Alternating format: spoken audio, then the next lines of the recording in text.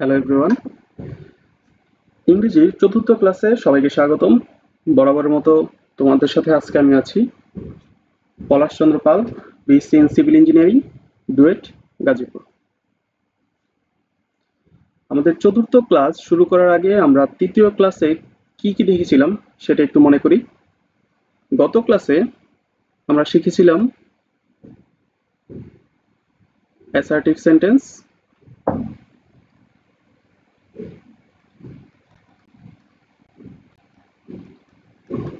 Assertive সেন্টেন্সের তার বিভিন্ন প্রকারগুলো এবং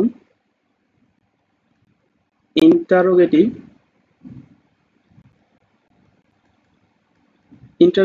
সেন্টেন্সের প্রকারভেদ এবং স্ট্রাকচারগুলো।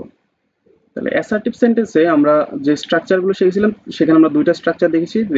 সেটা একটা ছিল সাবজেক্ট দিয়ে শুরু এবং আরেকটা ছিল দেয়ার দিয়ে শুরু। আমরা এবং সেখানে দেখেছিলাম যদি সাবজেক্ট ভার্ব তারপরে যদি অবজেক্ট থাকতে হয় সেই অবজেক্টটা অবশ্যই আমাদের কি হতে হবে, নাউন অথবা নাউন ফ্রেজ। সিমিলারলি দেয়ার দিয়ে যখন বলেছিলাম তখন দেয়ারের পরে যখন ভার্ব থাকবে, ভার্বের পরে যে সাবজেক্টটা থাকবে সেই সাবজেক্টটাকে অবশ্যই নাউন অথবা নাউন ফ্রেজ হতে হবে। এই বিষয়গুলো আমরা বলেছিলাম এবং বলেছিলাম ইন্টারগেটিভ সেন্টেন্স আমাদের দুইভাবে শুরু হয়, দুই প্রকারের হয়, ইয়েস নো কোশ্চেন এবং ডব্লিউএস কোশ্চেন। আর সেখানে আমাদের মোট কথা জানার বিষয় হচ্ছে ডব্লিউএস কোশ্চেনটা ডব্লিউএস ওয়ার্ড দ্বারা শুরু হবে এবং ইয়েস নো কোশ্চেনটা অক্সিলারি ভার্ব দ্বারা শুরু হবে। সেখানে আমাদের অক্সিলারি ভার্বগুলো কি কি? আমাদের অক্সিলারি ভার্ব হিসেবে থাকতে পারে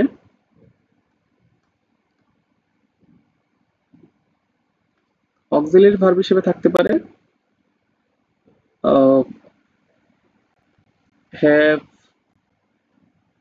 হ্যাজ, হ্যাড, ডু, ডাজ, তারপর ধরো এম, ইজ, আরো অনেক অক্সিলারি ভার্ব আছে যেগুলো তোমরা ইতিমধ্যে জানো, অথবা আমরা ভার্বের ক্লাসে এই বিষয়গুলো নিয়ে কিন্তু আলোচনা করব।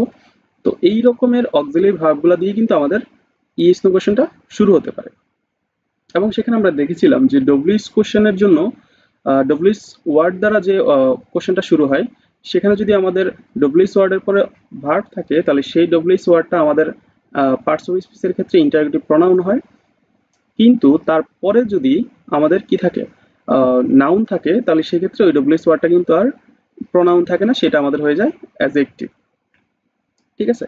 তো ডব্লিউএস ওয়ার্ডটা কিন্তু বিভিন্ন জায়গায় ব্যবহার কিন্তু অনেক সময় মানে অনেক জায়গায় ব্যবহার করা হয়।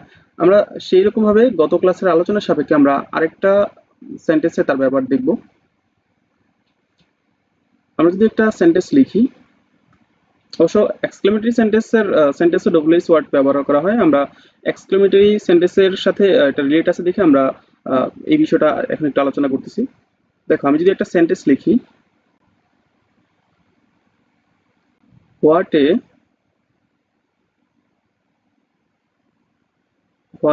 গোল, what a goal it is. কোনো খেলা দেখতে গেলে খুব সুন্দর একটা গোল হয়েছে, তাহলে সেক্ষেত্রে আমরা কিন্তু অবাক হয়ে এটা বলি what a goal it is, অথবা হোয়াট এ গোল বললেও কিন্তু এখানে সেন্টেন্সটা শেষ হয়ে যায়। বাট আমি যদি এখানে লিখি, কিন্তু আমার মেইন প্রশ্ন হচ্ছে যে আমার এখানে যে হোয়াটটা আমি ইউজ করলাম, এই হোয়াটটা আসলে কোন পার্টস অফ স্পিচের আন্ডারে পড়ে? এটা কি অ্যাডজেক্টিভ, নাকি এটা প্রনাউন, যেটাকে আমরা ইন্টারোগেটিভ প্রনাউন বলতেছি, নাকি এটা অ্যাডভার্ব? তাহলে এখানে এটা কি কি হবে? এখানে আমাদের এই হোয়াটটা হবে অ্যাডভার্ব। এখন অনেকে বলতেছে যে অ্যাডভার্ব আসলে এটা কিভাবে হবে? তো এইখানে অ্যাডভার্ব হওয়ার প্রমাণটা কিন্তু আমরা দেখাই দিতে পারি। তার আগে আমি একটা শর্টকাট নোটও তোমাদের একটু বলে দিই। যদি নোট হিসেবে বলি, গত ক্লাসে আমরা শিখেছিলাম যে নাউনের আগে যেটা থাকবে সেটা অ্যাডজেক্টিভ। আর এখন জেনে রাখো যে ওই অ্যাডজেক্টিভের আগে যদি আরো কোনো ওয়ার্ড থাকে তাহলে সেটাকে আমরা বলবো অ্যাডভার্ব। অর্থাৎ নোটটা হবে এরকম: adverb plus adjective plus noun. এটা হচ্ছে নোট আকারে মনে রাখার একটা বিষয়। এটা চাইলে আমরা আরেকটা ভাবে প্রমাণ করতে পারি। ধরো এটা হচ্ছে আমাদের এক্সক্লেমেটরি সেন্টেন্স। আমরা এক্সক্লেমেটরি সেন্টেন্সকে কিন্তু চাইলেই অ্যাসার্টিভ সেন্টেন্সে রূপান্তর করতে পারি। এই বিষয়গুলো আমরা শিখব। তাহলে চলো আজকে আমরা আমাদের পরবর্তী যে বাকি যে 3টা সেন্টেন্স আছে সেগুলো নিয়ে আলোচনা করি। আমরা আজকে শুরুতে আলোচনা করব ইম্পারেটিভ সেন্টেন্স নিয়ে।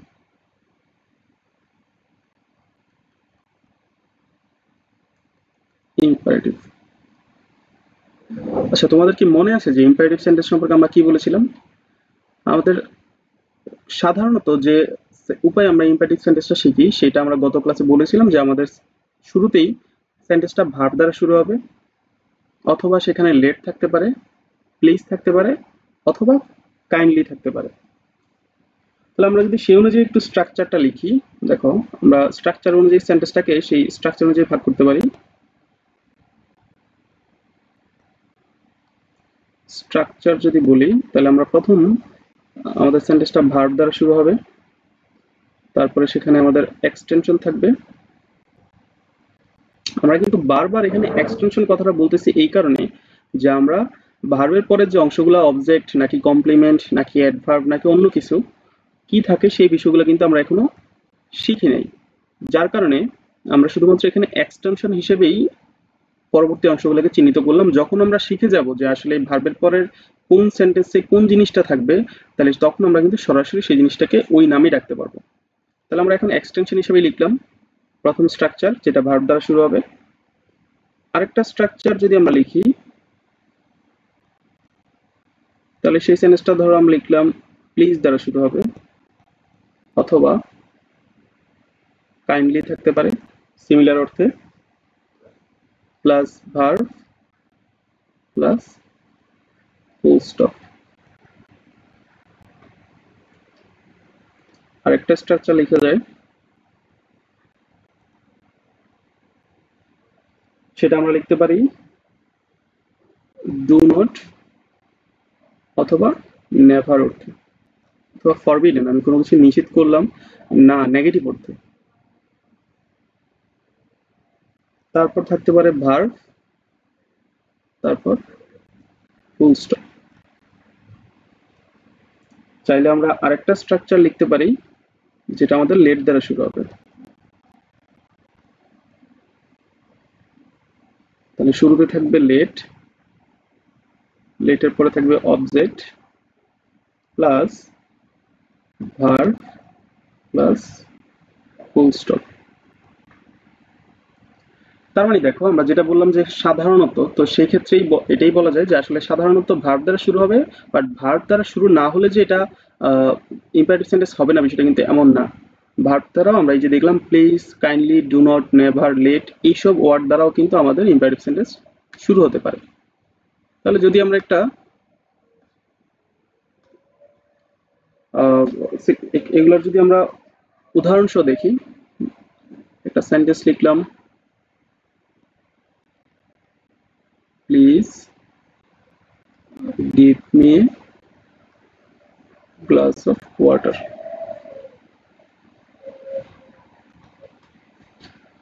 আরেকটা লিখলাম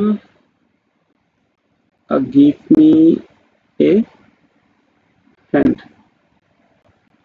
give me a hand মানে কিন্তু আমাকে সাহায্য করো। Please give me a glass of water, আমাকে এক গ্লাস পানি দাও। তারপর আরেকটা সেন্টেন্স লিখতে পারি do not cross your limit, তোমার সীমা অতিক্রম করো না। আরেকটা লিখতে পারি নেভার টেল এ লাই, কখনো মিথ্যা কথা বলো না। এরকম চাইলে আমরা প্রত্যেকটা সেন্টেন্স দিয়ে কিন্তু প্রত্যেক স্ট্রাকচার দিয়ে সেন্টেন্স লিখতে পারি। তো এখানে দেখো আমরা শুরুতে কি করলাম, গিভ দ্বারা সেন্টেন্স লিখলাম। গিভ হচ্ছে আমাদের এখানে একটা ভার্ব। আচ্ছা, এখানে আবার অনেকেই প্রশ্ন থাকতে পারে যে আমরা এই ভার্বগুলো আসলে কোথায় পাবো, কোথায় শিখবো। তো এইগুলোর জন্য আমি বলি যে আমি তোমাদেরকে কনজুগেশন অফ ভার্বের কিছু চার্ট দিব, সেখান থেকে তোমরা কনজুগেশন অফ ভার্বের 3টা ফর্ম, যেগুলো আমরা উইক ভার্ব, স্ট্রং ভার্ব হিসেবে চিনি, সেই ভার্বগুলো তোমরা শিখে রাখবা। সেগুলো কিন্তু পড়তে হবে। যেটা বললাম যে ইংরেজি শেখার জন্য আমাদের একটা আন্ডারস্ট্যান্ডিং পার্ট আর একটা মেমোরাইজ পার্ট, তাহলে সেই এইখানের এই পার্টগুলো কিন্তু মেমোরাইজিং পার্ট, তোমাদেরকে এগুলোই ভালোভাবে মুখস্থ করতে হবে। তাহলে এখানে দেখো গিভ হচ্ছে আমাদের ভার্ব, তাহলে এই সেন্টেন্সটা আমাদের ভার্ব দ্বারা শুরু হলো। প্লিজ, প্লিজ দ্বারা দেখো, প্লিজ দ্বারা শুরু হচ্ছে, তারপরে আমাদের ভার্ব, তারপরে এক্সটেনশন থাকতে পারে, ফুল স্টপ, ডু নট দ্বারা শুরু হয়েছে। তাহলে এই হচ্ছে আমাদের ইম্পারেটিভ সেন্টেন্স। দেখো এবার আরেকটা মজার জিনিস দেখি। আমি যদি বলি যে থ্যাংক ইউ, সেন্টেন্সটা লিখবো থ্যাংক ইউ, আরেকটা সেন্টেন্স লিখলাম থ্যাংক দেম।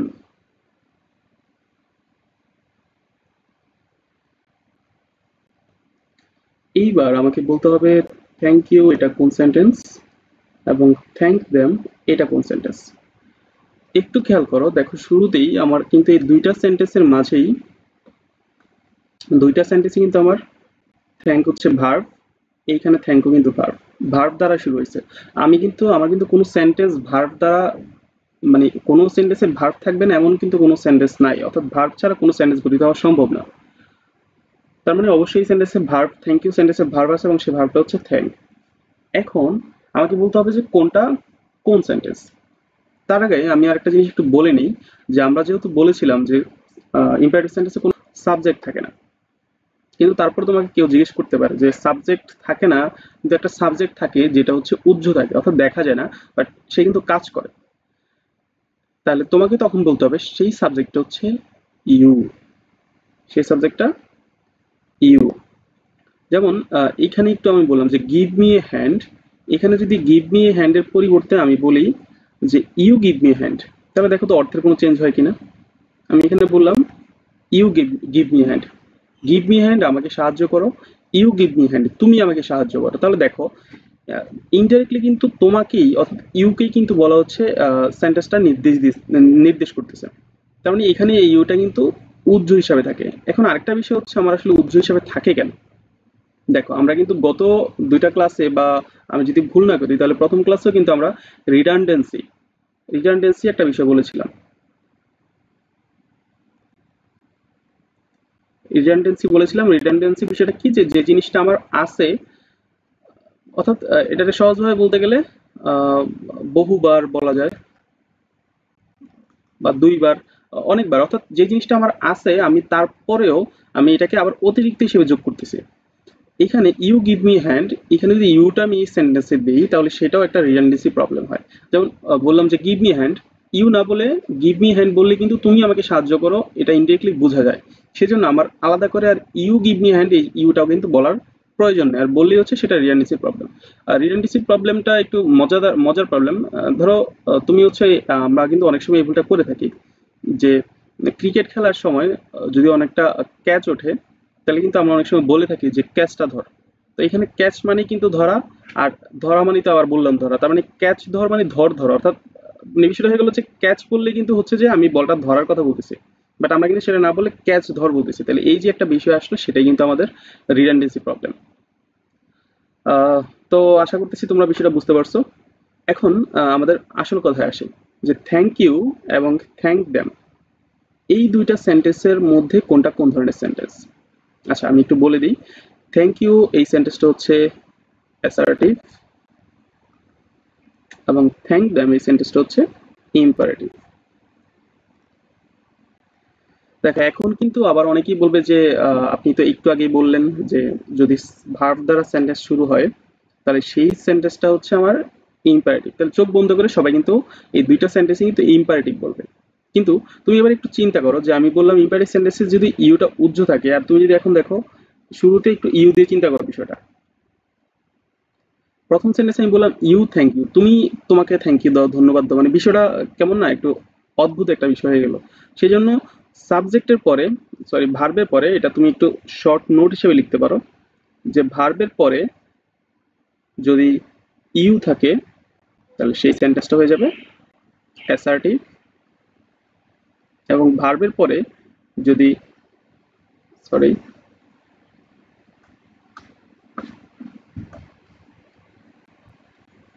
ভার্বের পরে যদি আমার কি থাকে, দ্যাম থাকে, সেক্ষেত্রে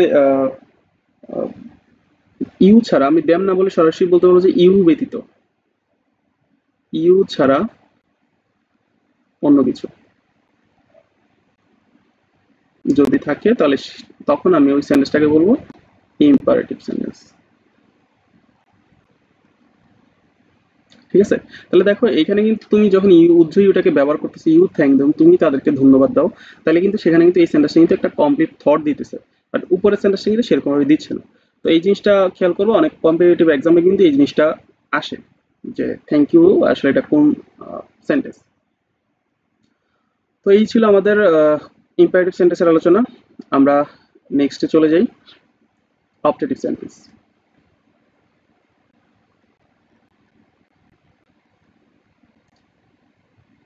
অপটেটিভ সেন্টেন্স, অপটেটিভ সেন্টেন্স আমাদের মূলত কি বোঝায়? অপটেটিভ সেন্টেন্স আমাদের বোঝায় যে ইচ্ছা, আকাঙ্ক্ষা, প্রার্থনা, এই বিষয়গুলো। এবং সাধারণত সেই সেন্টেন্সটা আমরা বলেছিলাম যে মে অথবা লং দ্বারা শুরু হয়, মে অথবা লং। যেমন may you be happy in your life,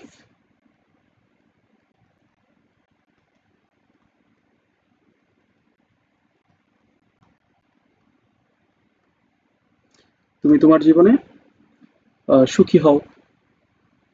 অথবা আবার বলতে পারলাম আমরা যে লং লিভ আওয়ার টিচার, শিক্ষক দীর্ঘজীবী হোক। এইখানে একটা মজার জিনিস দেখো, অপটেটিভ সেন্টেন্সে মে অথবা লং দ্বারা যদি শুরু হয় তাহলে সেই ক্ষেত্রে আমাদের এই মেটা এবং শেষে ফুল স্টপ হবে। যদি ওই এরকম থাকে তাহলে আমরা তখন বলতে পারবো যে এটা আমাদের এই অপটেটিভ সেন্টেন্স, রাইট? এখন দেখো আরেকটা জিনিস আমরা একটু দেখি, আমরা কমন একটা সেন্টেন্স কিন্তু সবসময় ইউজ করে থাকি কোনো সিনিয়র কোনো ব্যক্তি রুমে প্রবেশ করার ক্ষেত্রে। দেখো তো এটা পরিচিত কিনা, মে আই কাম ইন। দেখো তুমি এখন এটা শেষে কি মানে কি ইউজ করবে, কোন সাইনটা, চিহ্নটা দিবে? অবশ্যই সাইন অফ ইন্টারোগেশন বা প্রশ্নবোধক চিহ্ন দিবে। তাহলে দেখো এইখানে কিন্তু এই মেয়েটা, আমি কিন্তু এইখানে কিন্তু মেয়ে দ্বারা সেন্টেন্সটা শুরু করলাম, কিন্তু শেষে কিন্তু আমার প্রশ্নবোধক চিহ্ন। আর এখানে আমার মেয়ে দ্বারা সেন্টেন্সটা শুরু হওয়ার পরে শেষে কিন্তু একটা ফুল স্টপ দেওয়া হয়েছে, তাহলে ওইটা একটা সেন্টেন্স যেটাকে আমরা বলতেছি অপটেটিভ। কিন্তু এই সেন্টেন্সটাকে কিন্তু আমরা অপটেটিভ সেন্টেন্স বলতেছি না, এটা এখন হয়ে যাবে ইন্টারোগেটিভ।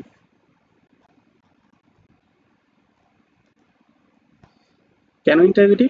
দেখো এই অপটেটিভ সেন্টেন্সের এইখানে যে মেয়ে, আমি যদি তোমাকে এখন বলি যে এই মেয়ে এটা কোন পার্টস অফ স্পিচ, এবং এইখানে যে মেয়ে আছে এই মেয়ে কোন পার্টস অফ স্পিচ, তাহলে দেখো ইন্টারোগেটিভ সেন্টেন্স আমরা আগেই জেনেছি যে আমাদের হয়তো ডব্লিউএস ওয়ার্ড দ্বারা শুরু হবে অথবা কি হবে অক্সিলারি ভার্ব দ্বারা শুরু হবে।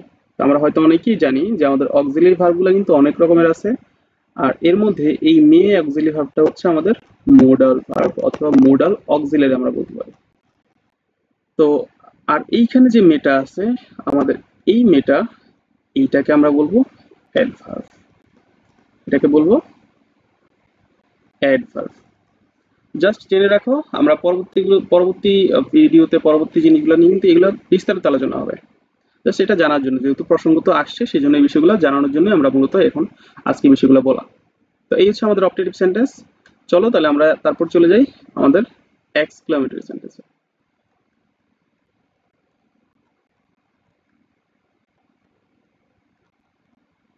এক্সক্লামেটরি সেন্টেন্স, আমাদের এক্সক্লামেটরি সেন্টেন্স চেনার প্রধান উপায় হচ্ছে আমাদের কি থাকবে, সাইন অফ এক্সক্লেমেশন থাকবে। যদি সাইন অফ এক্সক্লেমেশন থাকে তাহলে সেটাকে আমরা বলবো এক্সক্লেমেটরি সেন্টেন্স। এক্সক্লেমেটরি সেন্টেন্সটা মূলত আমাদের অবাক করার মতো কোনো বিষয় আসে।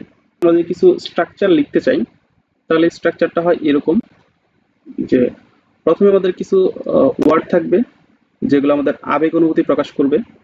এর মধ্যে একটা ওয়ার্ড হচ্ছে হুররা, যেটা আমাদের খুশির আবেগকে প্রকাশ করে। হতে পারে এলাস, যেটা আমাদের দুঃখের আবেগকে প্রকাশ করে। হতে পারে ফাই, যেটা হচ্ছে আমাদের কোনো লজ্জার বিষয় যদি ঘটে তাহলে সেক্ষেত্রে আহ, এই ফাই ওয়ার্ডটা ইউজ করা হয়। আরেকটা হতে পারে হুশ, হুশ মানে হচ্ছে চুপ করা, চুপ। এরকম ভাবে এই ওয়ার্ডটা কিন্তু আমাদের ইউজ হতে পারে। তো যদি এই ওয়ার্ডগুলো থাকে, এই ওয়ার্ডের পরে কিন্তু আমাদের সাইন অফ এক্সক্লেমেশনটা বসবে। তারপরে আমাদের আসবে সাবজেক্ট ভার্ব এক্সটেনশন, অর্থাৎ নর্মাল একটা assertive sentence, subject verb plus extension.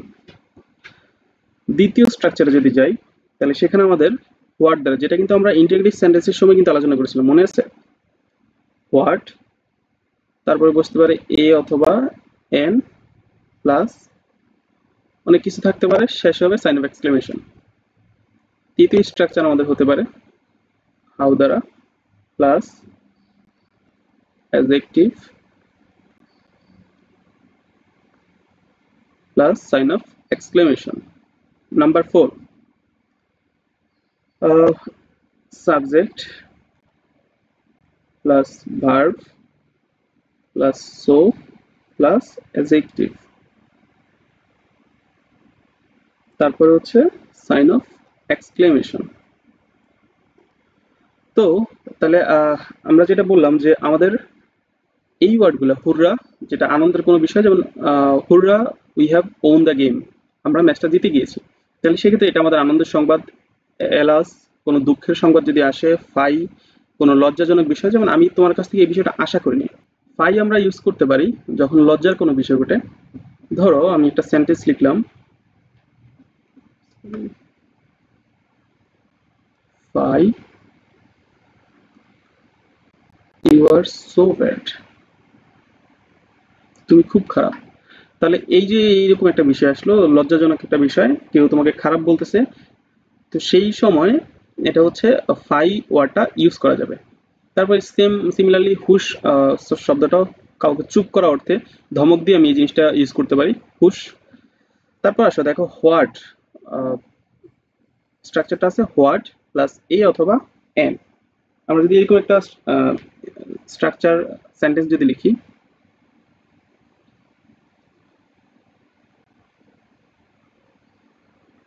What a journey, যেমন কোথাও একটা জার্নি বা ভ্রমণে তুমি গিয়েছিলে এবং সেখানে এই ভ্রমণটা তোমার কাছে খুবই উপভোগ্য মনে হয়েছে, তাহলে সেক্ষেত্রে তুমি ওইটা সম্পর্কে বলতে গেলে কিন্তু বলবো যে হোয়াট আ জার্নি। তাহলে সেক্ষেত্রে দেখো এখানে এই হোয়াট, তারপর হচ্ছে আমাদের আর্টিকেল বসবে এ অথবা এন, এবং সেখানে তারপর জার্নির পরে কিন্তু আমাদের সাইন অফ এক্সক্লেমেশন আমরা ইউজ করেছি। এখানে একটা মজার বিষয় দেখো, হোয়াট ডব্লিউএস ওয়ার্ড আর হাউ দ্বারা যদি আমি একটা সেন্টেন্স লিখি, সেটা লিখলাম how beautiful the bird is, পাখিটি কি সুন্দর। এখানে দেখো এই হোয়াট এবং হাউ দুইটা ডব্লিউএস ওয়ার্ড হওয়ার পরেও আমাদের এখানে একটা শিখার বিষয় আছে, যে যদি আমরা এক্সক্লেমেটরি সেন্টেন্সে হোয়াট ইউজ করি, তারপরে অবশ্যই আমাকে আর্টিকেল এ অথবা এন বসাতে হবে। যদি হাউ দ্বারা আমরা এক্সক্লেমেটরি সেন্টেন্সটা শুরু করি, তাহলে সেক্ষেত্রে আমার কোনো আর্টিকেল বসবে না। তাহলে এটা হচ্ছে শর্টকাট হিসেবে তুমি লিখতে পারো, যে এটাও যদি তুমি একটা নোট রাখতে চাও তাহলে রাখতে পারো, যে হোয়াট প্লাস আর্টিকেল আর হাউ প্লাস নো আর্টিকেল। ঠিক আছে, তাহলে এটা হচ্ছে আমরা এভাবে মনে রাখতে পারি। তারপরে দেখি আমাদের আরেকটা স্ট্রাকচার আছে subject verb plus so plus adjective.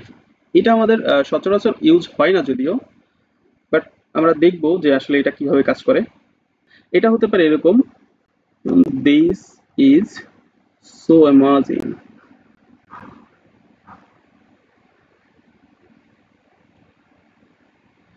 তাহলে কোন একটা জিনিস দেখে যদি তোমার কাছে সুন্দর মনে হয়, তুমি কিন্তু এইটাকে এইভাবেও এক্সপ্রেস করতে পারো, this is so, this is so amazing. তাহলে সেই ক্ষেত্রে এইখানে আমাদের এই অ্যামাজিং ওয়ার্ডটা হচ্ছে অ্যাডজেক্টিভ। তবে সো থাকলে যে সবসময় তারপরে প্রশ্নবোধক সাইন অফ এক্সক্লেমেশন বসবে বিষয়টা কিন্তু এমন না। অনেক ক্ষেত্রে আমাদের সো, তারপর হচ্ছে দ্যাট, এরকম কিন্তু অনেক সেন্টেন্স থাকবে যেগুলো কিন্তু আবার সাইন অফ এক্সক্লেমেটরি সেন্টেন্সের আওতায় থাকবে না। তো আমরা জাস্ট সিম্পলি এই জিনিসটাই মনে রাখি যে যদি কোনো সেন্টেন্সে সো থাকে, সো এর পর যদি অ্যাডজেক্টিভ থাকে, তাহলেই শুধুমাত্র আমরা তখন সাইন অফ এক্সক্লেমেশনটা ইউজ করতে পারবো। বাট এটা কিন্তু খুব রেয়ার কেস, মানে খুবই সামান্য পরিমাণে এই জিনিসটা আমাদের ব্যবহার করা হয়। কিন্তু আমাদের এই তিনটা জিনিস সব সময় ব্যবহার হয়ে থাকে। সো আমরা এইটা নিয়ে একটু ভালোভাবে বুঝবো। এটা জাস্ট একটু জেনে রাখবো যে সো এবং তারপরে থাকবে অ্যাডজেক্টিভ। আজকের ক্লাস এই পর্যন্তই। এই গত দুইটা ক্লাসে আমরা সেন্টেন্সের 5টা প্রকারভেদ সম্পর্কে জানলাম। আশা করছি সেন্টেন্সের যত খুঁটিনাটি বিষয় আছে সবগুলো তোমরা খুব ভালোভাবে বুঝতে পেরেছো।